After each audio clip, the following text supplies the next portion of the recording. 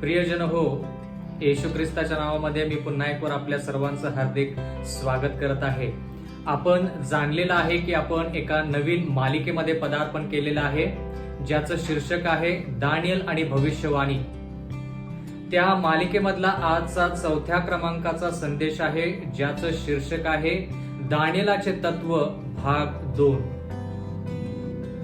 बंधू आणि भगिनींनो, काल आपण शिकलो की जे लोक देवाचे आहेत ते देवाच्या विरोधात गेल्यानंतर देवाने त्यांना प्रेमापोटी एक संदेश देण्यासाठी त्यांना गुलामगिरीमध्ये पाठवलं आणि देवाने त्यांना अभिवचन देखील दिलं की 70 वर्षाच्या गुलामगिरीनंतर देव त्यांना परत येरुशलेममध्ये येण्याचा मार्ग जो आहे तो मार्ग स्थापन करेल. तर बाबेलोन मध्ये गेल्यानंतर देवाच्या वचनामध्ये असं लिहिलंय, दानियेलचा 1 अध्याय आणि 8वं वचन, राजा खात असे ते मिष्ट अन्न व पीत असे तो द्राक्षरस, यांचा आपणास विटाळ होऊ द्यायचा नाही, असा दानियेलाने मनात निश्चय केला. जर आपण दानियेलाच्या पुस्तकाचा अभ्यास केला आणि विशेष करून दानियेलाचं जे चरित्र आहे त्याचा जर आपण विचार केला तर आपल्याला त्या ठिकाणी असं पाहायला मिळतं की ज्या गोष्टी दानियेलाला त्या बाबेलच्या राज्यामध्ये सहन करायच्या होत्या किंवा भोगायच्या होत्या, त्या सर्व गोष्टीची तयारी देवाने त्याची येरुशलेममध्ये केली. निश्चय करण्यासाठी वारंवार त्या गोष्टी ज्यावेळेस आपल्या समोर येतात त्यावेळेस मग एक दिवस आपण असं म्हणतो की नाही, इथून पुढे मी निर्णय घेतलेला आहे, इथून पुढे मी निश्चय केलेला आहे की मी ती गोष्ट करणार आहे किंवा करणार नाही. म्हणजे ह्या ठिकाणी राजाचं जे भोजन आहे त्या भोजनाद्वारे दानियल आणि त्याचे जे सोबती आहेत त्यांना विटाळ येऊ नये म्हणून हा निश्चय करण्यात आला. तर ह्या ठिकाणी दानियल जो आहे तो खूप असे कारण सांगू शकला असता, पण ह्या ठिकाणी कोणतंही कारण न सांगता त्यानं ज्या गोष्टी बरोबर आहेत त्या गोष्टीवरती वाटचाल करण्याचा जो निर्धार केलेला आहे तो निर्धार आपण आज पाहत आहोत. म्हणून ह्या संदेशाचं शीर्षक आहे दानियेलाचे तत्व. प्रत्येकाच्या आयुष्यामध्ये बंधू आणि भगिनींनो, तुमच्या आयुष्यामध्ये माझ्या आयुष्यामध्ये तत्व पाहिजे, आपण तत्वशील पाहिजे, ज्याच्यामुळे आपलं आयुष्य जे आहे ते आयुष्य चाकोरेबद्ध होईल, आपण शिस्तबद्ध राहू आणि खऱ्या अर्थानं आपण ख्रिस्ती राहू. ख्रिस्ती आयुष्य तत्वशील असं आहे. दानियेलचा 1 अध्याय 9वं वचन, ह्या ठिकाणी देवाचं वचन म्हणतं, खोजांच्या सरदाराची दानियेलावर कृपा व दया व्हावी असे देवाने केले. म्हणजे देवाची अशी इच्छा होती की दानियेलाची जी इच्छा आहे ती इच्छा देव म्हणाला की माझी देखील तीच इच्छा आहे की दानियेलानं राजाचं जे मिष्टान्न आहे किंवा जो द्राक्षरस आहे त्याचं सेवन करू नये. म्हणून देवानं काय केलं, जो खोजांचा सरदार आहे त्याच्या दृष्टीमध्ये दानियेलावरती कृपा आणि दया व्हावी असं देवानं केलं. म्हणजे जर आपण, तुम्ही आणि मी ह्याच्यातून ह्या गोष्टी शिकत आहोत की जर तुम्ही आणि मी देवाच्या वचनानुसार चाललो तर विधर्मी लोक देखील आपल्यावरती दयाने कृपा करतील. विधर्मी लोकांवरती देखील पवित्र आत्मा प्रभाव पाडू शकेल, त्याच्यावरती परिणाम पाडू शकेल आणि ते लोक देखील आपल्यावरती दयाने कृपा करतील. म्हणून देवाचं वचन म्हणतं की आपण देवाचं जे वचन आहे त्याची जी सुवार्ता आहे ती सुवार्ता आत्मसात करून त्यानुसार चालण्यामध्ये कधीही संकोच बाळगू नये. कल्पना करा की दानियल जो आहे तो देवाच्या मार्गावरती चालत आहे, पण कृपा आणि दया कोणाच्या मनामध्ये उत्पन्न झाली? विधर्मी लोकांच्या. म्हणून दानियेलाचं पुस्तक शिकत असताना दानियेलाचं चरित्र शिकणं तेवढंच महत्वाचं आहे, तितकंच गरजेचं आहे.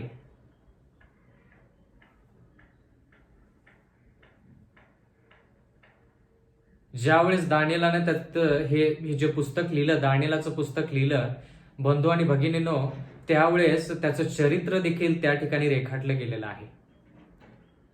मला तुमच्या संगती जरा विचार करायचा आहे, तुम्ही देखील विचार करा. जर आपल्याला येणाऱ्या काळामधल्या ज्या घटना आहेत त्या घटनांविषयीच फक्त लिहायचं होतं किंवा शिकायचं होतं, तर सरळ देव दुसऱ्या अध्यायामध्ये का घेऊन गेला नाही आपल्याला? सरळ देव जो आहे तो भविष्यवाणीविषयी का सांगत नाही? दानिएलाने त्याचं चरित्र, दानिएलाने त्याची जीवनशैली याच्याविषयी सांगायची काय गरज आहे? कारण की देवाला हे सांगायचं आहे की ज्या गोष्टी घडणार आहेत त्या गोष्टींची जर आपल्याला तयारी करायची असेल तर आपली जीवनशैली जी आहे ती बदलली पाहिजे. हा ह्या ठिकाणचा मुद्दा आहे. तत्व ह्या ठिकाणी आपण हे पाहत आहोत दानिएल याच्या पहिल्या अध्यायामध्ये की बाकीचे जे अध्याय आहेत ते अध्याय जर अध्ययन करायचे असतील, त्यानुसार जर चालायचं असेल तर आपलं जीवन जे आहे, आपली जीवनशैली जी आहे ती बदलली पाहिजे. म्हणून दानिएलाचा पहिला अध्याय जो आहे तो पहिल्याच ठिकाणी आहे.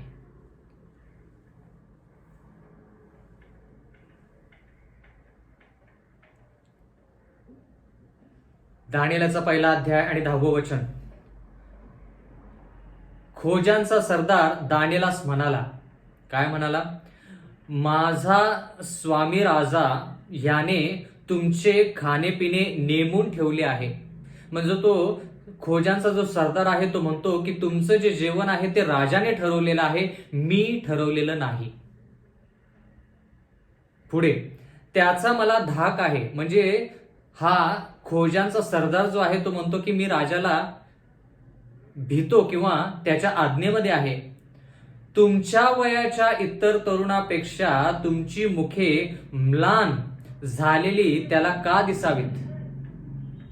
बंधूंनी भगिनींनो, थोडक्यात बाबेलचे जे लोक आहेत किंवा जगाचा जर आपण विचार केला तर जगाला असं वाटतं की देवाचा जो मार्ग आहे त्या मार्गावरती जर आपण चाललो तर आपण कसे दिसू? म्लान म्हणजे थोडक्यात अशक्त दिसू, म्हणजे आपल्यामध्ये काही ताकद राहणार नाही. पण हे जगाच्या दृष्टिकोनातून, म्हणजे थोडक्यात ह्या ठिकाणी आपण जगाचे विचार काय आहेत आणि देवाचे विचार काय आहेत ह्या दोन गोष्टीमध्ये फरक पाहत आहोत. आकाश आणि पृथ्वी हे जेवढे वेगवेगळे आहेत तेवढे देवाचे विचार आणि जगाचे विचार वेगळे आहेत प्रियजनो. म्हणजे थोडक्यात जगाचा असा विचार आहे की जर आपण जगाच्या दृष्टिकोनातून जर जीवनशैली, आपलं जेवण जे आहे, आपला व्यायाम जो आहे, आपली विश्रांती जी आहे, त्या सर्व गोष्टी केल्या तर आपण शक्तिशाली आहोत. आणि म्हणून ह्या ठिकाणी देवाचं ज्ञान आणि जगाचं ज्ञान ह्याच्यामध्ये आपण फरक पाहत आहोत आणि कोणाचा विजय होतो ते आपण ह्या अध्यायामध्ये पाहणार आहोत. या ठिकाणी लिहिलेलं आहे दानिएल 1:10 मध्ये, पुढे वाचतो. राजापुढे माझे डोके उडवले जाण्याचा प्रसंग तुम्ही का आणावा? म्हणजे खोजांचा सरदार म्हणत आहे की जर तुम्ही राजाचं जेवण खाल्लं नाही तर तुम्ही अशक्त दिसाल. तुम्ही अशक्त दिसला तर राजा मला प्रश्न विचारेल आणि माझा जीव धोक्यात येईल. म्हणून तुम्ही काय करा, राजाने जे जेवण सांगितलेलं आहे ते जेवण तुम्ही खा. मला तुम्हाला हे सांगू द्या, बाबेलचं जे राज्य होतं त्यावेळेस ते सर्वश्रेष्ठ राज्य मानलं जात होतं. मग सर्वश्रेष्ठ राज्य जर असेल तर त्या राज्याला जगाच्या माहितीनुसार त्या राज्याला हे नक्कीच माहित असणार आहे की तिथल्या लोकांनी काय खाल्लं पाहिजे आणि ते जे जेवण आहे ते त्यांच्या शरीरासाठी पोषक आहे की नाही हे त्या राष्ट्राला माहित पाहिजे, कारण की ते सर्वश्रेष्ठ राष्ट्र आहे. बंधू आणि भगिनींनो, देवाचं जे वचन आहे त्या देवाच्या वचनामध्येच यशस्वीपणा आहे आणि त्या वचनानुसार चालल्यानंतरच आपल्याला यश मिळतं, आपली प्रगती होते, हे आपण ह्या ठिकाणी पाहत आहोत. दानिएलचा पहिला अध्याय आणि 11 वचन. तेव्हा खोजांचा सरदाराने दानिएल, हननाया, मिशाएल व अजराया यांच्यावर जो कारभारी नेमला होता त्याला दानिएलाने म्हटले. म्हणजे दानिएल ह्या लोकांशी बोलत आहे, विचार विनिमय करत आहे. तुम्हाला असं वाटतं का, आपण असा विचार करावा का, की दानिएल बाबेलोनमध्ये गेल्यानंतर तो म्हणाला की नाही मी आरोग्याचे नियम पाळणार, का त्याच्या अगोदरच तो बाबेलच्या मध्ये जायच्या अगोदरच तो आरोग्याचे नियम पाळायचा? प्रियजन हो, निश्चय करण्यासाठी दानिएलाला अगोदर पासूनच त्या गोष्टीमध्ये रुजायचं होतं किंवा तो रुजला होता. आणि त्याच्यानंतर त्याला नक्की ठाम माहित होतं की बाबेलच्या राज्यामध्ये मी चाललेलो आहे, मला नक्कीच त्या ठिकाणी अशा प्रकारचं जेवण मिळणार आहे, अशा प्रकारची जीवनशैली माझी असणार आहे जी देवाच्या विरोधात असणार आहे. पण मी निश्चय केलेला आहे. निश्चय, आज आपण निश्चय करायचा आहे, निर्धार करायचा आहे.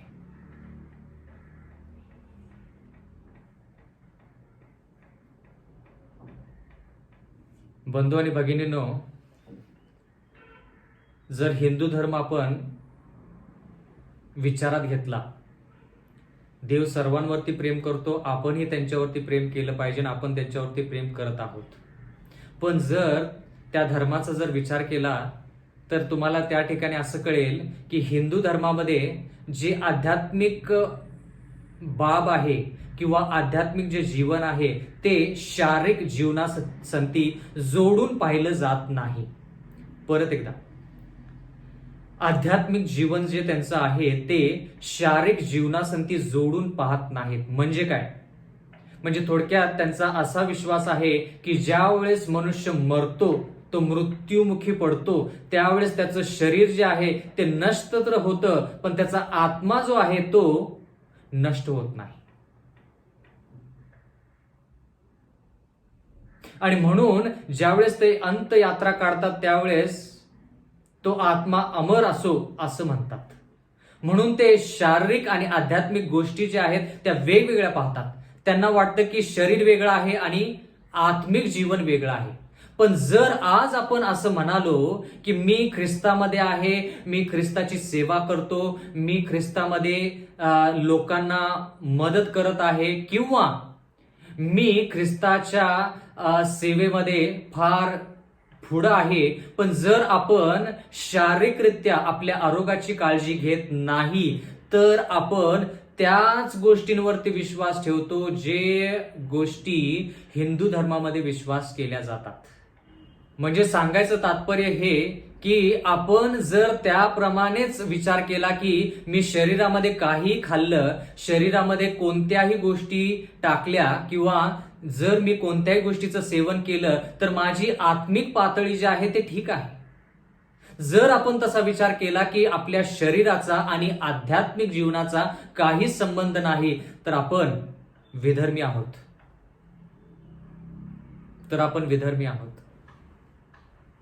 कारण की ते लोक देखील तोच विचार करतात. म्हणून जर त्यांच्यामधला एखादा व्यक्ती मद्यपान करून जर मरण पावला तर ते म्हणतात की हा माणूस फार चांगला होता, हा माणूस फार धार्मिक होता, हा तो मद्यपान करायचा, हा त्याच्यामध्ये तो चुकीचे जे व्यसन आहे ते त्याला व्यसन लागलं होतं, पण तो अंतःकरणाचा फार चांगला होता आणि तो फार धार्मिक असा होता, तो फार हुशार असा होता. म्हणजे थोडक्यात ते लोक विचार करतात की शारीरिक गोष्टी, मानसिक गोष्टी आणि आध्यात्मिक गोष्टी ज्या आहेत त्या वेगवेगळ्या आहेत. बंधू आणि भगिनींनो, जरी ह्या गोष्टी वेगवेगळ्या असल्या तरी एकाचा परिणाम दुसऱ्यावरती नक्कीच होतो. दानिएलचा 1 अध्याय आणि 12 वचन. 10 दिवस आपल्या ह्या दासांवर एवढा प्रयोग करून पहा. दानिएल म्हणतो कोणाला? खोजांच्या सरदाराला, की 10 दिवस आपल्या ह्या दासांवर एवढा प्रयोग करून पहा, आम्हाला खायला शाकान्न व प्यायला पाणी मात्र दे. म्हणजे थोडक्यात जे शाकान्न आहे, शाकान्न म्हणजे आजच्या माहितीनुसार जे कडधान्य आहे ते डाळी वगैरे कडधान्य जे आहे तो प्रकार. पण आज आपण भाजीपाला, फळं याच्याविषयी देखील विचार करू शकतो. आणि ह्या ठिकाणी लिहिलेलं आहे प्यायला पाणी मात्र दे. म्हणजे साधारण जेवण जो दानिएल यरुशलेममध्ये जेवायचा तेच जेवण दानिएल ह्या ठिकाणी मागत आहे. जर आपल्याला आरोग्याविषयी जास्त शिकायचं असेल, जर आपल्याला आरोग्याचा प्रयोग म्हणजे देवाने त्याच्या वचनामध्ये आरोग्याच्या संदर्भात जे नियम आपल्याला दिलेले आहेत, जर त्याचा प्रयोग आपल्या आयुष्यामध्ये पाहायचा असेल, अनुभव करायचा असेल, तर कमीत कमी आपण त्याला किंवा देवाला 10 दिवस दिले पाहिजेत. कमीत कमी 10 दिवस. असं होऊ शकणार नाही की एक दिवस आपण जर शाकाहाराने पाणी पिलो तर त्याचा परिणाम लगेच पडेल. गरजेचं नाही. त्याचा परिणाम आपल्या शरीरावरती दिसून येण्यासाठी आपण कमीत कमी 10 दिवस दिले पाहिजेत. बंधुजन हो, 10 दिवस कमीत कमी दिले पाहिजेत. मग त्या गोष्टीचा प्रभाव आपल्या शरीरावरती पडायला सुरुवात होईल.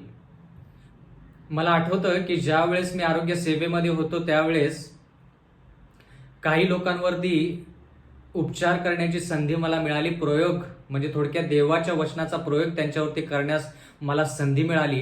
आणि त्यांच्यासाठी जे शाकाहार भोजन होतं किंवा त्यांच्यासाठी जे आरोग्यदायी जेवण होतं ते जेवण खाल्ल्यानंतर त्यांना एका दिवसामध्ये फरक पडलाच असा नाही, पण 10 दिवसानंतर त्या जेवणाचा फरक त्यांच्या शरीरावरती त्यांच्या आयुष्यामध्ये त्यांना जाणवायला सुरुवात झाली. म्हणजे तुम्हाला जर त्याचा अनुभव करून घ्यायचा असेल तर देवाला कमीत कमी 10 दिवस द्या.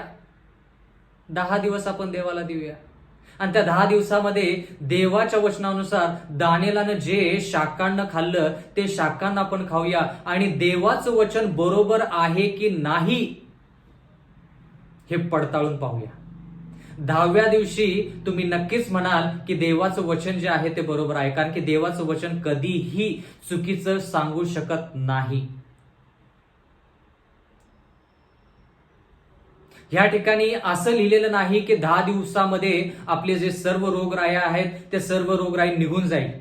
गरजेचं नाही, पण परिणाम 10 दिवसामध्ये परिणाम पाहायला आपण सुरुवात करतो. 10 दिवसामध्ये त्या गोष्टीचा परिणाम आपण स्वतः अनुभवायला सुरुवात करतो. म्हणून या ठिकाणी ह्या गोष्टी नमूद केलेल्या आहेत. म्हणजे थोडक्यात देवाला हे सांगायचं आहे की जर आपल्याला भविष्यवाण्या शिकायच्या आहेत, जर आपल्याला ह्या सर्व गोष्टी शिकायच्या आहेत तर आपली जीवनशैली बदलली पाहिजे. हे फार गरजेचं आहे. तुम्हाला मी एक प्रश्न विचारतो. तुम्हाला देखील ह्या गोष्टी तुम्ही वाचल्या असाल देवाच्या वचनामध्ये. येशू ख्रिस्ताने ह्या भूतलावरती 2000 वर्षापूर्वी जास्त प्रवचन केलं का लोकांना बरं केलं? जर तुम्ही मत्तई, मार्क, लूक, योहान ह्या पुस्तकामध्ये पाहिलं तर जास्त वेळ त्यानं लोकांना बरं करण्यास व्यतीत केला. जास्त वेळ त्यानं कोणत्या गोष्टीसाठी दिला? लोकांना बरं करण्यासाठी. बंधू आणि भगिनींनो, येशू ख्रिस्ताला स्वर्गाच्या राज्याच्या विषयी माहिती जर त्या लोकांना सांगायची तर पहिलं त्यांचं शरीर व्यवस्थित पाहिजे आणि मग शरीर व्यवस्थित केल्यानंतर, आरोग्य लोकांना दिल्यानंतर मग देवाने त्यांना देवाच्या राज्याविषयी, येशू ख्रिस्ताने त्यांना देवाच्या राज्याविषयी सांगितलं. म्हणजे ह्या ठिकाणी आपण हे पाहत आहोत की जर आपलं शरीर जर व्यवस्थित नसेल तर आपले विचार आणि आपलं आध्यात्मिक जीवन देखील खालावलं जातं. हे आपण ह्याच्यातून पाहायचं. आपण एक उदाहरण घेऊया म्हणजे ह्याच्यामध्ये आपल्याला जास्त कळेल. उत्पत्ती याचा 3रा अध्याय आणि 4थं वचन. उत्पत्ती याचा 3रा अध्याय आणि 4थं वचन. या ठिकाणी आपण हे पाहत आहोत की सैतान सापाचं रूप घेऊन हवेसंती बोलत आहे. सर्प स्त्रीला म्हणाला, तुम्ही खरोखर मरणार नाही, पण देवाने सांगितलं होतं की ज्या दिवशी त्या झाडाचं, बऱ्या वाईटाचं जे झाड आहे त्या झाडाचं फळ तुम्ही खाल त्या दिवशी तुम्ही निश्चित मराल.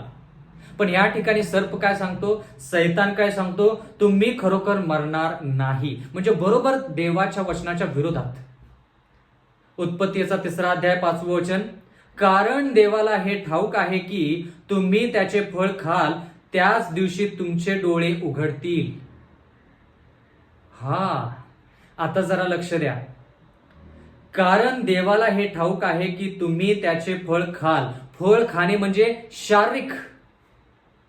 म्हणजे सैतान ह्या ठिकाणी हवेला सांगत आहे की हे फळ तू खा, पण देवाच्या दृष्टिकोनातून ते चुकीचं अन्न आहे. देवाच्या दृष्टिकोनातून ते विटाळ आणणार असं अन्न आहे. जसं दानिएल म्हणाला की बाबेलच्या राजाच्या मेजावरती, बाबेलच्या राजा त्याच्या मेजावरती जे जेवण मांडलेलं आहे ते जे जेवण मला वीट आणते तर ते मी जेवण खाणार नाही. बरोबर तसंच या ठिकाणी देवाच्या वचनामध्ये आपण हे पाहत आहोत की सैतानानं जे फळ आदाम आणि हवेला खायला सांगितलं त्याच्याद्वारे त्यांच्यामध्ये वीट आणणारी अशी गोष्ट होती. म्हणून साप या ठिकाणी, सैतान या ठिकाणी त्या दोघांना सांगत आहे की ज्या दिवशी तुम्ही फळ खाल, फळ कशासाठी खाल्लं जातं? तुम्ही आणि मी जेवण कशासाठी खातो? शारीरिक प्रगतीसाठी. तर ह्या ठिकाणी आपण बंधू आणि भगिनींनो, ह्या ठिकाणी आपण हे पाहत आहोत की सैतान हवेला सांगतो की तू फळ खा, म्हणजे शारीरिक. त्याच दिवशी तुमचे डोळे उघडतील. डोळे उघडतील म्हणजे काय? त्यांचे डोळे बंद होते का? अजिबात नाही. डोळे उघडतील म्हणजे काय? त्यांना जी समज पाहिजे ती समज हे फळ खाल्ल्यानंतर येईल. म्हणजे त्यांची मानसिकता, सैतान हवेला सांगत आहे की तुझी जी मानसिकता आहे ती सध्या कमी आहे. ती मानसिकता तुझी जर वाढवायची असेल, तुला जर हुशार व्हायचं असेल, तुला जर ज्ञान संपन्न व्हायचं असेल तर हे फळ खा. म्हणजे थोडक्यात शारीरिकरित्या हे फळ खा, म्हणजे मानसिकरित्या तू ज्ञान संपन्न होशील. कळालं का आता? शारीरिक, मानसिक. म्हणजे सैतान ज्यावेळेस प्रहार करतो तर परमेश्वराच्या सेवकांनो, बंधू आणि भगिनींनो, ज्यावेळेस सैतान प्रहार करतो त्यावेळेस शारीरिकरित्या तो आपल्याला प्रोत्साहन करतो. शारीरिकरित्या या ठिकाणी लिहिलेलं आहे, कारण देवाला हे ठाऊक आहे, उत्पत्ती 3:5, कारण देवाला हे ठाऊक आहे की तुम्ही त्याचे फळ खाल, म्हणजे शारीरिक, त्याच दिवशी तुमचे डोळे उघडतील, म्हणजे मानसिक, आणि तुम्ही देवासारखे बरे वाईट जाणणारे व्हाल. देवासारखे व्हाल. आध्यात्मिक. तिसरी गोष्ट काय आहे? आध्यात्मिक. देवासारखे व्हाल. आपल्याला देवासारखं व्हायचंय नाही का? चरित्रानुसार आपल्याला ख्रिस्तासारखं व्हायचंय ना, चरित्रानुसार. म्हणजे थोडक्यात सैतान आपल्याला सांगतो की जर आपल्याला येशू ख्रिस्तासारखं व्हायचं तर कोणतं जेवण खाल्लं पाहिजे? सैतान सांगतो आपल्याला. मग सैतान म्हणतो की हे जेवण खाल्लंस तर तुझ्या ज्ञानामध्ये किती फरक पडेल, मग त्याच्याद्वारे आध्यात्मिक जीवनामध्ये किती फरक पडेल, तू देवासारखी होशील, तू देवासारखा होशील.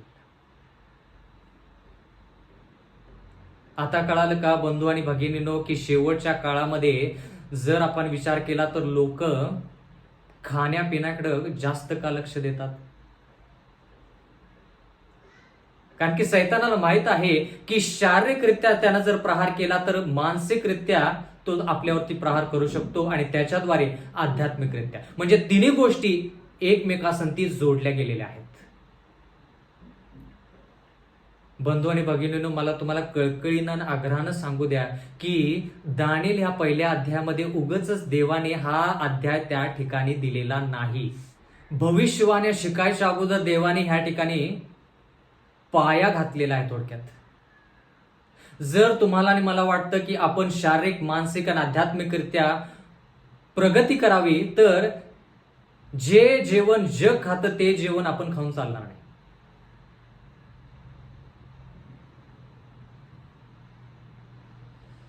उत्पत्तीचा 3 अध्याय आणि 6 वचन. आता हवा काय करते? सैतानानं भुरळ टाकली हा बरोबर, पण आता हवा काय करते? उत्पत्तीचा 3 अध्याय आणि 6 वचन. त्या झाडाचे फळ खायला चांगले. आता मला तुम्ही सांगा, मानसिक, आध्यात्मिक का शारीरिक? खाण्यासाठी चांगले. ते फळ खाण्यासाठी चांगले, ही शारीरिक बाब झाली. दिसायला मनोहर आणि शहाणे करायला इष्ट आहे असे त्या स्त्रीला दिसून आले. म्हणजे दिसायला मनोहर आणि शहाणे करायला इष्ट आहे असे त्या स्त्रीला दिसून आले. म्हणजे मानसिकरित्या तिनं विचार केला की ह्या फळामुळे माझी बुद्धिमत्ता जी आहे ती वाढीला लागेल. म्हणजे ज्या अर्थी तिनं पाहिलं की ते फळ खाण्यासाठी शारीरिकरित्या चांगलं आहे, शहाणं करण्यासाठी मानसिकरित्या चांगलं आहे. आणि या ठिकाणी देवाचं वचन म्हणतं, तेव्हा तिने त्याचे फळ काढून खाल्ले आणि आपल्याबरोबर आपल्या पतीलाही दिले व त्याने ते खाल्ले. मग त्याच्यानंतर देवाच्या वचनामध्ये असं लिहिलंय की आध्यात्मिकरित्या देखील त्याच्यामध्ये त्यांना बाधा झाली. आणि आपण पुढे असे पाहत आहोत की ज्यावेळेस त्यांनी त्या झाडाचं फळ खाल्लं त्यावेळेस देव त्यांना म्हणाला की मनुष्य जो आहे तो आपल्यासारखा झाला आहे, त्याला बऱ्या वाईटाचं ज्ञान झालेलं आहे. म्हणजे तो थोडक्यात आध्यात्मिकरित्या पापामध्ये पडलेला आहे. म्हणून बंधू आणि भगिनींनो, शारीरिकरित्या ज्या गोष्टी आपण करतो त्या 100%, जर तुम्हाला जास्त शाश्वती पाहिजे तर 1000%, जर त्याच्यापेक्षा जास्त शाश्वती पाहिजे 1,00,000% मानसिक आणि आध्यात्मिक जीवनावरती परिणाम केल्याशिवाय राहत नाही. त्याची जाणीव आपल्याला होती की नाही तो भाग वेगळा. जाणीव होत नाही म्हणून त्याचा परिणाम आपल्या शरीरावरती झालेला नाही असं आपण म्हणू शकत नाही.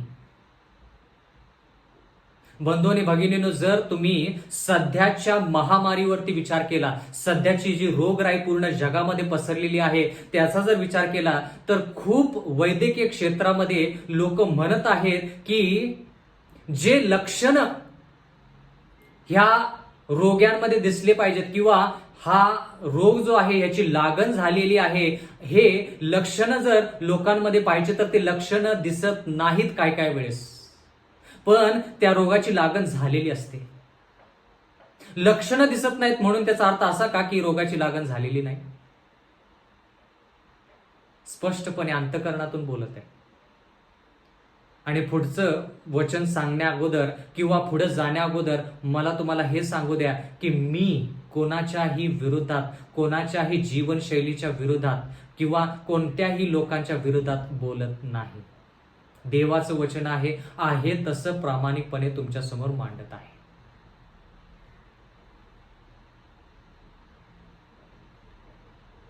बंधू आणि भगिनींनो, पहिले करंथीकरास पत्रेचा 10वा अध्याय आणि 31वा वचन.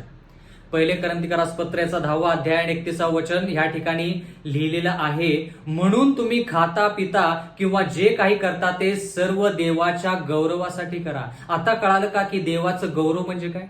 देवाचं गौरव म्हणजे फक्त आध्यात्मिकरित्या गाणी गाणं किंवा देवाचं वचन सांगणं, देवाचं वचन ऐकणं एवढंच नसून खाता पिता जे काही करता त्या सर्व गोष्टीमध्ये आपण देवाचं गौरव केलं पाहिजे. म्हणजे देवाचं चरित्र प्रगट केलं पाहिजे,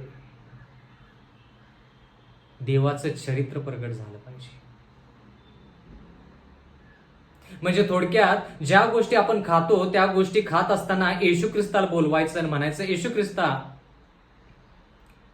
हे जे पेय आहे हे मी पिणार आहे, तर कृपा करून तू माझ्या संगती बस, आपण दोघे मिळून हे पेय जे आहे ते पिऊया. मग विचार करायचा की येशू ख्रिस्त ते करेल का? मग आपण दुसरा प्रश्न विचारायचा की येशू ख्रिस्ता, हे जे जेवण आहे हे जेवण तू आणि मी एकत्र मिळून खाऊया. मग विचार करायचा की येशू ख्रिस्त ते जेवण खाईल का?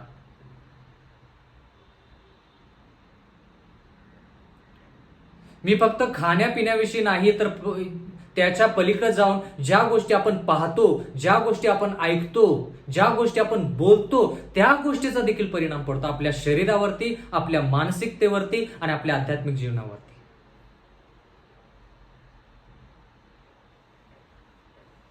प्रियजन हो, याच्याविषयी मी आणखीन 1 ते 2 तास बोलू शकतो, पण आपण दानिएलच्या पुस्तकामध्ये ज्या गोष्टी लिहिलेल्या आहेत त्या परिस्थितीमध्ये थोडं आपण स्वतःला मर्यादित ठेवत आहोत. खाता पिता जे काय करता देवाच्या गौरवासाठी करा. आता कळालं का? पहिला स्वर्गदूताचा संदेश प्रगटीकरणाचा 14 अध्याय आणि 7व्या वचनामध्ये असं लिहिलेलं आहे, परमेश्वराचे भय बाळगा आणि त्याला गौरव द्या, कारण न्यायनिवाडा करावयाची त्याची घटिका जवळ आली आहे. गौरव करा म्हणजे थोडक्यात त्याचं चरित्र प्रगट करा. मग मला असा प्रश्न विचारायचा आहे की ज्या गोष्टी आपण खातो, मग तो मांसाहार असेल किंवा मद्यपान असेल किंवा हुक्का असेल, किंवा तंबाखू असेल, पान असेल, गुटखा असेल, चिलीम असेल, चहा असेल, शीतपेय असतील, ह्या गोष्टी पिल्यानंतर जर आपलं शरीर खालावतं, म्हणजे थोडक्यात जर आपलं शरीर तंदुरुस्त राहत नाही, तर देवाचं वचन म्हणतं की ते शरीर देवाला गौरव देत नाही, ते शरीर देवाचं चरित्र प्रगट करत नाही. खूप वेळेस बंधू आणि भगिनींनो, तुम्ही देखील हा अनुभव घेतलेला आहे, त्या अनुभवातूनच बोलत आहे. आपण असे असंख्य उदाहरणं घेणार आहोत. उदाहरण घ्या, ज्या समाजामध्ये तुम्ही राहता, ज्या शेजाऱ्यांसंगती तुम्ही राहता, ज्या गावामध्ये, ज्या शहरामध्ये तुम्ही राहता, त्या ठिकाणी ज्या वेळेस एखादा व्यक्ती मरण पावतो, त्यावेळेस त्याचं पार्थिव शरीर घरासमोर ठेवलं जातं, जेणेकरून लोकांनी त्याचं अंतदर्शन घ्यावं. आणि कधी कधी आपल्याला माहित नसतं की तो व्यक्ती कसा मरण पावला, म्हणून आपण जाऊन त्या लोकांमध्ये उभा राहतो, म्हणतो की काय झालं, आणि त्या कळपामधले लोक म्हणतात की हा मरण पावला. कशामुळे? त्याला हृदयविकार झाला, इंग्लिशमध्ये हार्ट अटॅक, हृदयविकाराच्या झटक्यानं तो मरण पावला. आणि आपण म्हणतो अरे फार वाईट झालं. पण कधी आपण विचार करत नाही की हृदयविकार त्या व्यक्तीला का झाला. आपण कधी विचार करत नाही की काही वेळेस लोक दगावतात, मरण पावतात, त्यांचं ते आयुष्य जे आहे ते संपतं. कशामुळं? रक्तदाब वाढल्यामुळं. मग आपण कधी कधी विचार करत नाही, आपण त्याच्यावरती विचार विनिमय करत नाही, म्हणत नाही की रक्तदाब का वाढावा ह्या व्यक्तीचा.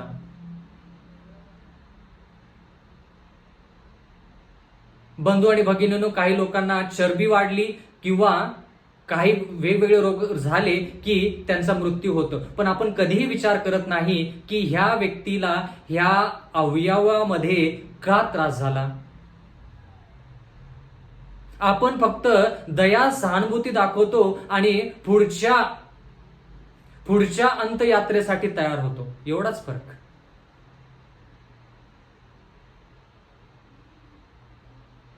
खूप वेळेस यकृत, इंग्लिशमध्ये त्याला लिव्हर म्हणतात, यकृत जे आहे किंवा यकृत जे आहे ते बाधित होतं. पण आपण कधी तो व्यक्ती दगावला की बाकीच्या लोकांना आपण कधी विचारत नाही की तो मद्यपान करत होता का.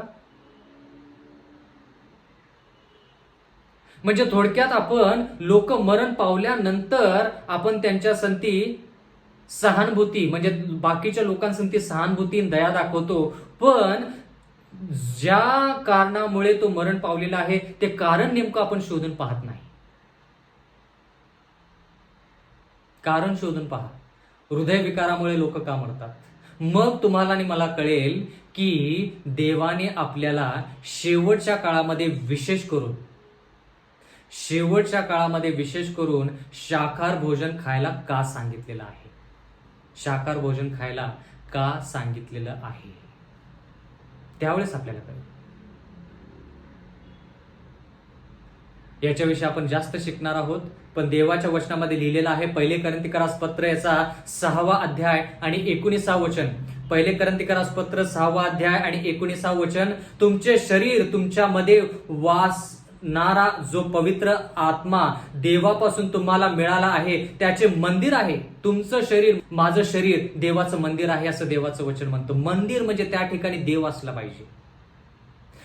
ज्या शरीरामध्ये रोगराई आहे, ज्या शरीरामध्ये चरबी आहे, ज्या शरीरामध्ये मधुमेह आहे, ज्या शरीरामध्ये असे असंख्य रोग आहेत, त्या ठिकाणी देवाचं गौरव कसं होतं ते मला तुम्ही कृपा करून सांगा.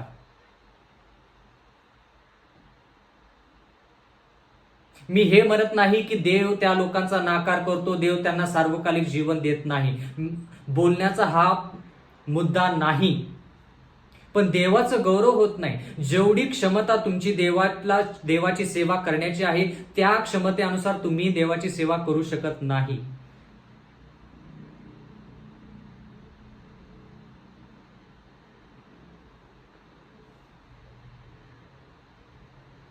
म्हणून देवाच्या वचनामध्ये आपण पाहत आहोत की शाकाहारी भोजन जे आदामान हवेला दिलं ते जेवण आपल्यासाठी फार उपयुक्त आहे. जर देवाला वाटलं असतं की आदाम आणि हवा म्हणजे पापाच्या अगोदर बरं का, पापाच्या अगोदर आदाम आणि हवेला मांसाहार दिल्याशिवाय त्यांना ताकद राहणार नाही, असं जर देवाला माहित असतं तर देवाने पापाच्या अगोदर एदन बागेमध्येच मांसाहार आदाम आणि हवेला दिला असता.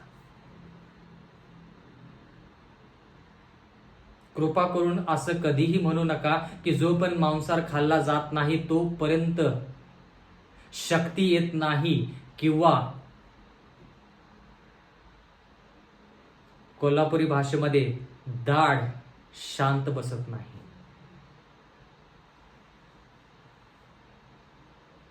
लहानपणी मांसाहार मी देखील केला, पण त्यावेळेस घरातली परिस्थिती नाजूक, म्हणून मांसाहार जास्त खायला जरी मिळाला नसला तरी मांसाहार मी खाल्लेला आहे, मांसाहार केलेला आहे.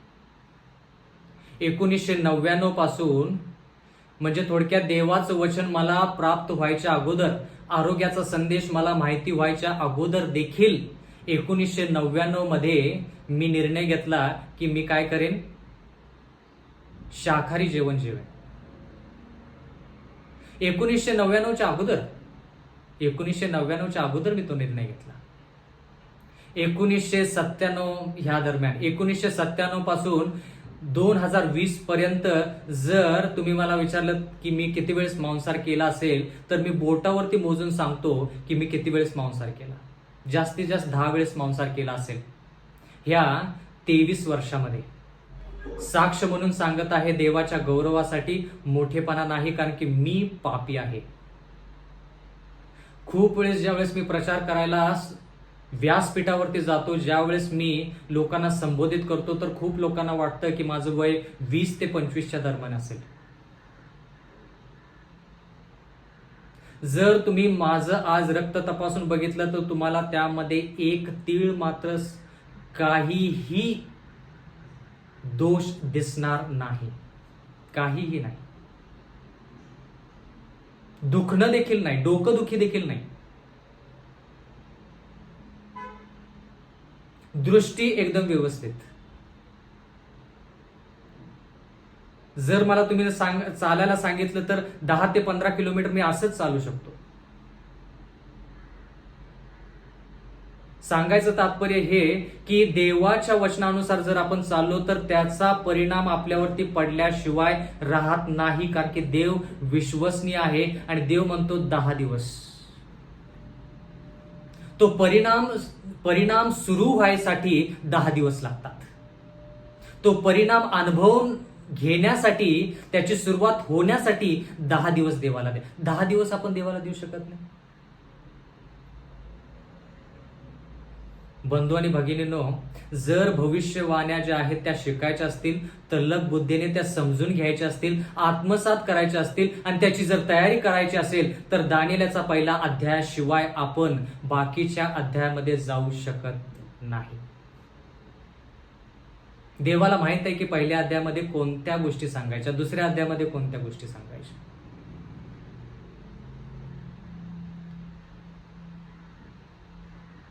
रोमकरासपत्र्याचा 12वा अध्याय पहिलं वचन. रोमकरासपत्र्याचा 12वा अध्याय पहिलं वचन. म्हणून बंधुजन हो, मी देवाच्या करुणेमुळे तुम्हाला विनवतो की तुम्ही आपली शरीरे जिवंत, काय लिहिलेले आहे या ठिकाणी, तुम्ही आपली शरीरे जिवंत, पवित्र व देवाला ग्रहणीय यज्ञ म्हणून समर्पण करावीत, ही तुमची आध्यात्मिक सेवा आहे. देवाला सेवाच करायची ना, देवाची सेवा करायची आहे ना, तर अशा रीत्या आपण देवाची सेवा करूया. खाता पिता जे काय करता, आध्यात्मिकरित्या, मानसिकरित्या, शारीरिकरित्या, सर्व देवासाठी. देवाच्या वचनामध्ये लिहिलेलं आहे की आपण आपलं शरीर जिवंत ठेवलं पाहिजे. रोगराईमध्ये शरीर जे आहे ते, मनुष्य जिवंत जरी असला तर त्याला आयुष्य म्हणत नाहीत. 38 वर्षाचा जो दुखणकरी होता तो देखील जिवंतच होता, पण त्याला आयुष्य म्हणत नाहीत. खूप लोक दवाखान्यामध्ये आहेत, आज आहेत उद्या नाहीत, त्याची काही शाश्वती नाही. ते जिवंत आहेत पण त्याला आयुष्य म्हणतात का?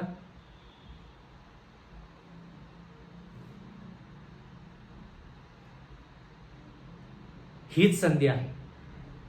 हीच संधी आहे. म्हणून बंधू आणि भगिनींनो, माझी अशी इच्छा आहे की, आणि देवाची इच्छा आहे, देवाची इच्छा अशी आहे की आपण शरीराने देखील चांगलं असावं, शरीराने देखील आपण चांगलं असावं. देवाची स्तुती आणि भक्ती असो, देवाची स्तुती आणि भक्ती असो. बंधू आणि भगिनींनो, फक्त विचारपूर्वक ह्याच्याकडे लक्ष द्या. फक्त आपण आरोग्याच्या संदेशाकडे जर लक्ष दिलं असतं तर जे बंधू आणि भगिनी आपल्यामध्ये आज नाहीत, देवाची सेवा करायची पण ते आज आपल्यामध्ये नाहीत. देवाच्या वचनामध्ये लिहिलेलं आहे, तुम्ही आपली शरीरे जिवंत, पवित्र व देवाला ग्रहणीय यज्ञ म्हणून समर्पण करा. आपलं शरीर ज्यावेळेस त्या वेदीवरती जर ठेवायचं असेल तर त्या वेदीवरती आपण आपलं शरीर जे आहे ते जिवंत ठेवलं पाहिजे, पवित्र ठेवलं पाहिजे. मग जिवंत म्हणजे कसं? शारीरिक. पवित्र म्हणजे कसं? आध्यात्मिक. देवाला ग्रहणीय मानसिक, म्हणजे थोडक्यात शारीरिक, मानसिक, आध्यात्मिक रित्या आपण आपलं शरीर त्या वेदीवरती ठेवलं पाहिजे. मग देव त्या यज्ञाचा स्वीकार करेल.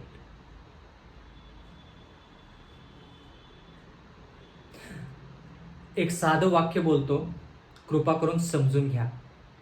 जर आपण जगासारखं राहिलो तर आपण जगासारखं मरून जाऊ. जर आपण जगासारखं खात राहिलो तर जगासारखे आपल्यावरती रोगराई येतील आणि जगासारखा आपला मृत्यू होईल. ज्यावेळेस जगासारखा मृत्यू येतो किंवा जगासारखा त्रास संकट आपल्यावरती येतो, जगासारखी रोगराई आपल्यावरती येते, तर आपण असा का विचार करत नाही की जगासारखं मी जेवण जेवलो, जगासारखी माझी जीवनशैली होती म्हणून जगासारखा त्रास मला होत आहे? का आपण असा विचार करत नाही? शाकाहारी भोजन म्हटल्यानंतर 4 गोष्टी, जवळपास 4 गोष्टी: कडधान्य, भाजीपाला, फळे आणि सुका मेवा. कडधान्य, भाजीपाला, फळे आणि सुका मेवा. सर्वसाधारणतः ह्या 4 गोष्टी तुमच्यासाठी, माझ्यासाठी, शरीर जिवंत ठेवण्यासाठी पुरेशा आहेत, पुरेशा आहेत. देवानं सांगितलेल्या गोष्टीमध्ये आपण प्रगती करू शकत नाही, म्हणजे थोडक्यात देवानं सांगितलेल्या माहितीमध्ये आपण प्रगती करू शकत नाही. म्हणजे देवाला आपण असं म्हणू शकत नाही, देवा ही माहिती तू दिलेली आहेस, पण माझी अशी इच्छा आहे की याच्यामध्ये आणखी जास्त मी प्रगती करावी, म्हणजे आणखी जास्त माहिती मी स्वतःची टाकावी. म्हणजे देवा तू जी माहिती दिलीस ना, मग ती बरोबर होईल. जर तुम्हाला एक वेळेस मांसाहार खायचा असेल तर कल्पना करा बरं का, जर 1 ते 2 वेळेस मांसाहार खायचा असेल तर आपल्याला कमीत कमी 100 रुपये खर्च करावे लागतात. पण त्या 100 रुपयामध्ये किती कडधान्य, किती भाजीपाला, किती फळं, किती सुकामेवा येतो हे थोडं लक्षात घ्या. आणि तुम्ही 2 वेळेपेक्षा जास्त वेळ तुम्ही ते शाकाहारी जेवण जे आहे ते खाऊ शकता. म्हणजे आर्थिक दृष्ट्या जरी विचार केला तरी देखील फायदेशीरच. मांसाहार आपण किती दिवस खातो? 1 वेळेस मांसाहार जेवण केल्यानंतर, तयार केल्यानंतर 1, 2, 3 जास्तीत जास्त. पण त्याच पैशामध्ये तुम्ही शाकाहार जेवण, म्हणजे ज्या 4 गोष्टी आपण आज बोललेल्या आहोत त्या गोष्टी घेऊन या आणि बघा तुम्ही 1 दिवसापेक्षा जास्त वेळ खाता की नाही. मग लोक खूप वेळेस मी ज्यावेळेस व्याख्यान देतो आरोग्याविषयी, त्यावेळेस खूप वेळेस लोक मला विचारतात आणि म्हणतात की शाकाहारी जेवण जे आहेत, फळं जे आहेत, भाज्यापाला जे आहेत, त्याच्यामध्ये मिश्रण केलेलं आहे, रसायनं टाकलेले आहेत, त्याला इंजेक्शन दिलेलं आहे, मग काय करायचं? पण जर तुम्ही संशोधनाचा आधार घेतला तर तुम्हाला कळेल की इंजेक्शन जरी दिलेलं फळ असेल किंवा भाजीपाला असेल तर तो भाजीपाला, ते इंजेक्शन दिलेलं फळ मांसाहारपेक्षा 10 ते 15 पटीनं चांगलंच, पण मांसाहार चांगला आहे. ह्या जगामध्ये राहत असताना, वावरत असताना आपल्याला सर्व गोष्टी शुद्ध मिळतील असं नाही, पण जेवढ्या गोष्टी कमी बाधित आहेत, जेवढ्या गोष्टी कमी अपायकारक आहेत, त्या गोष्टीचं सेवन केलं पाहिजे. हे फार महत्वाचं, हा मुद्दा फार महत्वाचा. दिलेल्या क्षणामध्ये, दिलेल्या परिस्थितीमध्ये चांगल्यातलं चांगलं जेवण काय आहे ते आपण खाल्लं पाहिजे.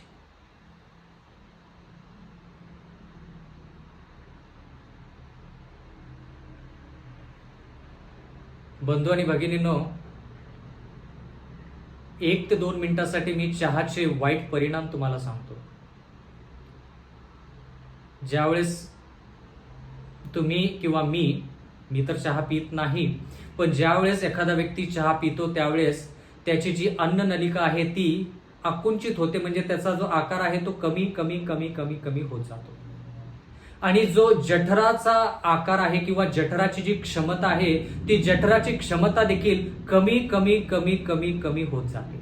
म्हणजे जे जेवण तो तरुण चांगल्या प्रकारे खायचा किंवा दर्जेदार खायचा आणि ज्या प्रमाणामध्ये खायचा, नंतर काळांतरानंतर त्याचं जे जेवण आहे ते कमी कमी कमी कमी कमी होत जातं. तरुण वयामध्येच कमी कमी जेवण त्याचं होत जातं. कारण की का, जठराचा आकार, पोटाचा आकार, जठराची जी क्षमता आहे ती क्षमता कमी होते. जेवण जास्त कसं जाईल? लोक चहा का पितात? मला एक कारण माहित आहे. ज्यावेळेस लोकांना भूक लागते त्यावेळेस लोक चहा पितात. कारण की का, चहा पिल्यानंतर भूक मरते असं लोकांचं म्हणणं आहे. थोड्या काळापुरतं तुम्ही ती भूक जी आहे ती निभावून नेऊ शकता.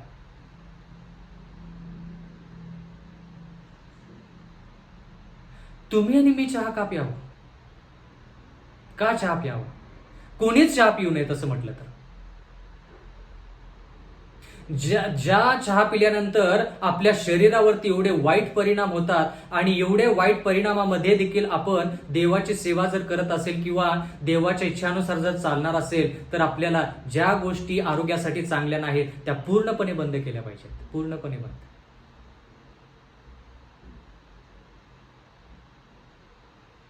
जर तुम्हाला पाहुणचारच करायचा असेल, जर तुम्हाला जो पाहुणा तुमच्या घरी येतो त्याची जर काळजी जर असेल तर कृपा करून त्यांना हात जोडून विनंती करत आहे, कृपा करून त्यांना असे पेय देऊ नका जसं आपण आज नमूद करत आहोत, ज्याच्यामुळे त्यांचं आयुष्यमान जे आहे ते कमी होईल. देवाला आपल्याला त्या व्यक्तीविषयी हिशोब द्यायचा आहे प्रियजन.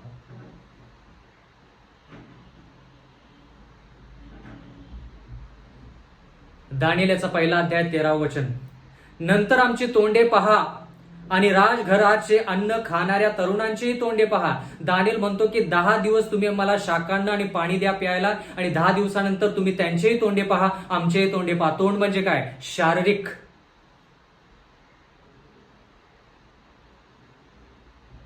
तोंड म्हणजे काय? थोडक्यात शारीरिक. दानिएल म्हणतो की जे अन्न आम्ही खाणार आहोत त्याच्याद्वारे आमचं तोंड, आमचा चेहरा, आमचं शरीर नक्कीच बदलेल, कारण की आतून आम्हाला ते आरोग्य प्राप्त होईल. नंतर आमची तोंडे पहा आणि राजघराचे अन्न खाणाऱ्या तरुणाची तोंडे पहा, मग तुझ्या नजरेस येईल तसे तुझ्या ह्या दासांचे कर. म्हणजे थोडक्यात दानिएल इतका त्याच्यामध्ये देवाच्या वचनावरती विश्वास आहे की तो खंबीरपणे म्हणतो की 10 दिवस करून बघ, मग तुला कळेल. खोज्यांच्या सरदाराला दानिएल म्हणतो की 10 दिवस करून बघ, जर असं झालं नाही तर तू काय सांगशील ते आम्ही करू. अशा प्रकारचा विश्वास बंधू आणि भगिनींनो आपला देवाच्या वचनावरती पाहिजे ज्यावेळेस आपण आरोग्याविषयी माहिती घेतो. अशा प्रकारचा विश्वास निर्भीडपणे आपण म्हणू शकलो पाहिजे की 10 दिवसानंतर बघ तुम्ही काय करतो.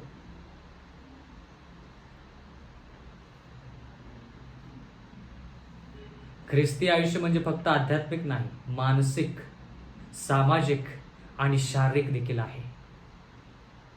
जर आपण शारीरिक आणि आध्यात्मिक वेगवेगळं करून पाहत आहोत, जर आपण म्हणत आहोत की शरीरामध्ये काय होतं त्याचा काही फरक पडत नाही, आध्यात्मिकरित्या मी देवाजवळ आहे, तर आपण हिंदू धर्म पार पाडत आहोत. कारण की हिंदू धर्मामध्ये म्हटलं जातं तो कसाही असना, त्याचं व्यसन काही का असना, तो चांगला माणूस होता.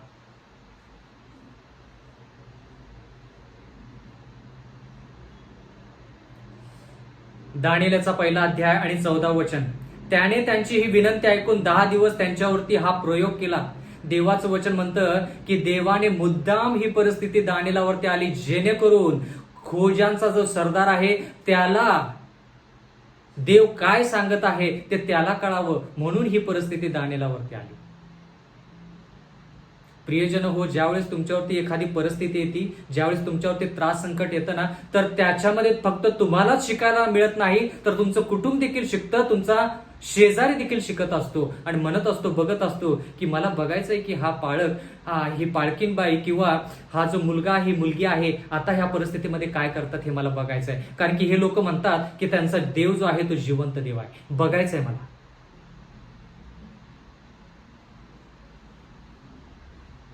प्रयोग केला 10 दिवसासाठी. तुम्हीही प्रयोग करा. मी आज तुम्हाला निर्भीडपणे जे देवाचं वचन आहे ते सांगत आहे. मला वेगळं काय सांगायची गरज नाही. आणि जरी तुम्हाला 10 दिवसामध्ये अनुभव घडला नाही, तर देवाचं वचन चुकीचं नाही, तुमच्या जीवनशैलीमध्ये काहीतरी चुकी झालेली आहे हे देखील मी तुम्हाला आत्ताच सांगतो. देवाचं वचन चुकीचं नाही. जरी आपला अनुभव वेगळा असला तरी देखील देवाचं वचन चुकीचं नाही. देवाच्या वचनानं आपला अनुभव बदलायचा. आपलं अनुभव देवाचं वचन बदलू शकत नाही. दानिएलचा पहिला अध्याय आणि 15 वचन.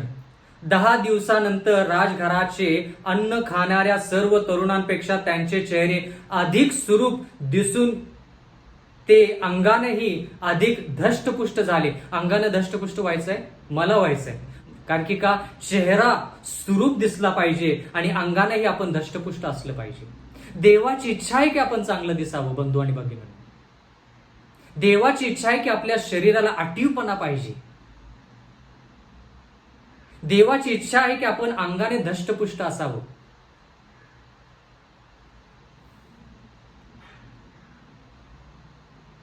फक्त गुणधर्म गुणधर्म गुणधर्म म्हणू नका. बरोबर आहे, शरीरापेक्षा गुणधर्म महत्वाचे आहेत. अगदी बरोबर, अगदी बरोबर, मान्य आहे, त्याच्यामध्ये दुमत काही नाही. पण शारीरिकरित्या देखील आपण व्यवस्थित पाहिजे असं देवाचं वचन म्हणतं. येशू ख्रिस्तानं स्वतःचा क्रूस उचलून त्या डोंगरावरती वाटचाल केलेली आहे. स्वतःचा क्रूस उचलून, म्हणजे शारीरिकरित्या तो बळकट होता. 40 दिवस 40 रात्र न काय खाता पिता तो जिवंत राहिला, कारण की त्याच्यामध्ये ताकद होती. त्याला मिळालेल्या फटक्याने आपल्याला आरोग्य प्राप्त होतं. म्हणजे त्याचे फटके फुकट जावेत का?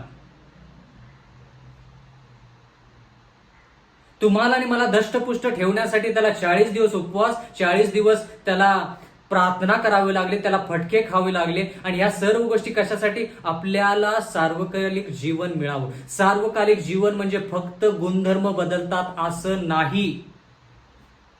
सार्वकालिक जीवनामध्ये फक्त आपले गुणधर्म बदलणार आहेत असं नाही. म्हणजे थोडक्यात स्वर्गामध्ये पदार्पण करण्याच्या अगोदर आपले जे गुणधर्म बदलायचे आहेत ते आज बदलायचे आहेत.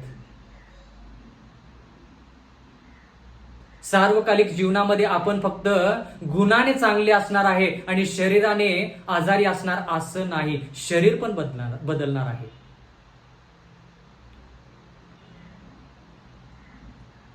दानिएलचा पहिला अध्याय 16 वचन. तेव्हा तो कारभारी त्यांचे नेमलेले अन्न व द्राक्षरस देण्याचे बंद करून त्यांना शाकान्न देऊ लागला. का शाकान्न देऊ लागला? कारण त्या खोजाच्या सरदाराने बघितलं की 10 दिवस मी प्रयोग करून बघितला आणि 10 दिवसात त्याला स्वतः कळालं की देवाच्या वचनामध्ये किती ताकद आहे. हे पूर्ण जगाला आज बघितलं पाहिजे. पूर्ण जगाने ह्याचा अनुभव घेतला पाहिजे. म्हणून तुम्ही आणि मी आरोग्याचा जो संदेश आहे तो स्वीकारला पाहिजे. म्हणजे लोक तुम्हाला विचारतील की तुम्ही आरोग्याचा संदेश जो आहे तो तुम्ही का आत्मसात करता. हे सगळी कारणं तुम्ही देऊ शकला पाहिजे. सगळी कारणं.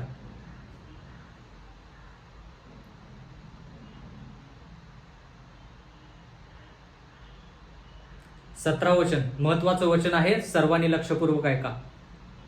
दानिएलचा पहिला अध्याय 17 वचन. ह्या 4 तरुणांना देवाने सर्व विद्या, विद्या म्हणजे काय? मानसिक, व ज्ञान म्हणजे मानसिक, ह्यात निपुण व प्रवीण केले.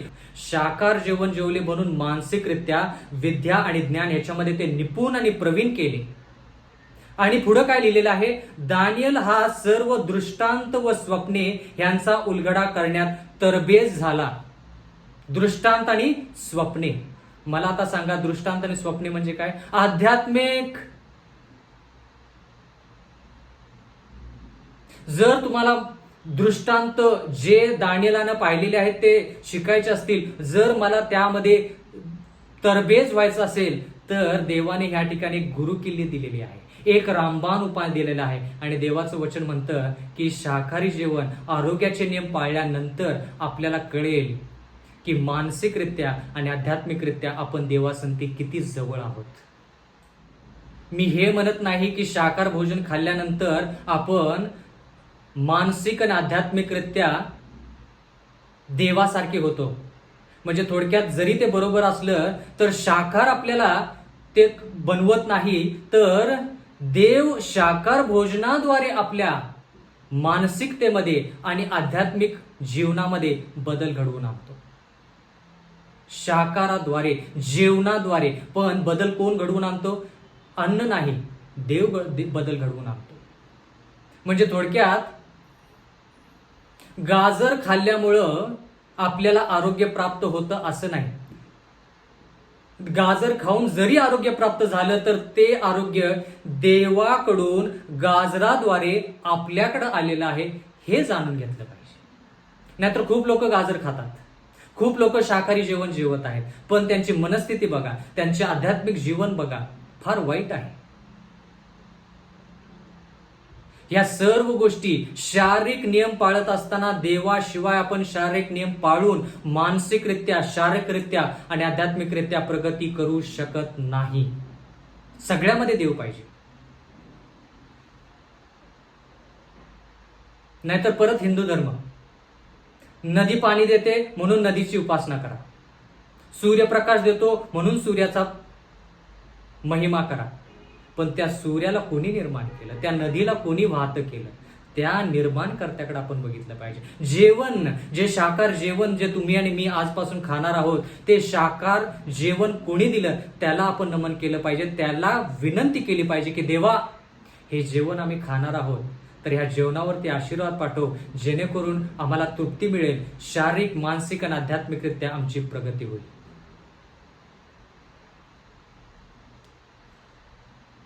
म्हणजे थोडक्यात ज्यावेळेस त्यांनी शाकाहारी भोजन खाल्लं त्यावेळेस त्यांच्या ज्ञानामध्ये, त्यांच्या विद्येमध्ये फरक पडला. आणि त्या ठिकाणी असं लिहिलेलं आहे, दृष्टांत आणि स्वप्न म्हणजे आध्यात्मिकरित्या देखील त्यांची प्रगती झाली. दानियेलचा 1 अध्याय आणि 18 वचन. नबुकदनेझर राजाने त्यांना आपल्या समोर हजर राहण्याची मुदत ठरवली होती, ती संपल्यावर खोजाच्या सरदाराने त्याच्या समोर त्यांना हजर केले. म्हणजे थोडक्यात मुदत संपल्यानंतर काय केलं? राजदरबारामध्ये त्यांना नेण्यात आलं. दानियेल 1:19. तेव्हा राजाने त्यांच्याशी भाषण केले. त्या सर्वांमध्ये दानियेल, हननाया, मिशाएल व अजराया यांच्या तोडीचे दुसरे कोणी दिसून आले नाहीत, म्हणून ते राजाच्या हुजुरास राहिले. देवाच्या वचनामध्ये असं लिहिलेलं आहे की ज्या वेळेस राजाने परीक्षा घेतली त्यावेळेस त्यांच्या तोडीचा कोणी त्यांना सापडला नाही. परमेश्वराच्या वचनाद्वारे मी तुम्हाला आज सांगत आहे, विनंती करत आहे की जर आपण देवाच्या इच्छानुसार चाललो तर तुमच्या तोडीसारखा ह्या जगामध्ये दुसरा कोणीच नाही, कोणीच नाही. कारण की जर देव दानियेलाला मदत करू शकतो तर तुम्हाला आणि मला देखील मदत करू शकतो. जर दानियेल, हननाया, मिशाएल आणि अजरायाचे त्यांच्या तोडीचा दुसरा कोणी नव्हता तर आपल्याही तोडीचा कोणी नसेल. दानियेलचा 1 अध्याय आणि 20 वचन. ज्ञानाच्या व विवेकाच्या बाबतीत राजा त्यांना जी काही विचारी त्यात ते अवघ्या राज्यात असलेल्या सर्व ज्योतिषांपेक्षा आणि मांत्रिकांपेक्षा 10 पट हुशार आहेत असे त्याला दिसून आले. 10 पटीने हुशार.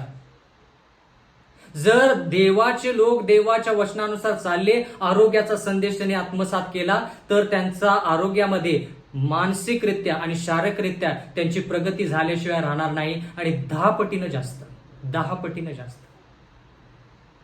जर तुम्ही ते करत असाल तर मी तुम्हाला प्रोत्साहन देत आहे की तुम्ही त्याच्यामध्ये सातत्याने राहा. प्रयत्न करून बघा प्रियजन हो. पहिलं पाऊल घ्या. देव 10 पावलं घ्यायला तयार आहे, आपण फक्त 1 पाऊल उचललं पाहिजे. देवाच्या वचनामध्ये लिहिलेलं आहे की हे 4 जण शाकांडाने पाणी पिऊन 10 पटीनं बाकीच्या लोकांच्या पेक्षा जास्त हुशार होते. दानिएलचा पहिला अध्याय 21 वचन. दानिएल हा कोरेश राजाच्या कारकिर्दीच्या पहिल्या वर्षापर्यंत तेथे राहिला. म्हणजे काय? म्हणजे बाबिलोनचं राज्य गेलं, बाबेलचा राजा पण गेला, तरी देखील दानिएल दुसऱ्या राज्यामध्ये त्या ठिकाणी एका चांगल्या पदावरती आहे. कळालं का ताकद? देवाच्या वचनावरती चालल्यानंतर काय होतं? राज्य निघून गेलं, राजे निघून गेले, तरी दानिएल दुसऱ्या राज्यामध्ये नवीन सरकारामध्ये देखील तो एका चांगल्या स्थानावरती आहे, चांगल्या परिस्थितीमध्ये आहे, चांगल्या स्तरावरती आहे.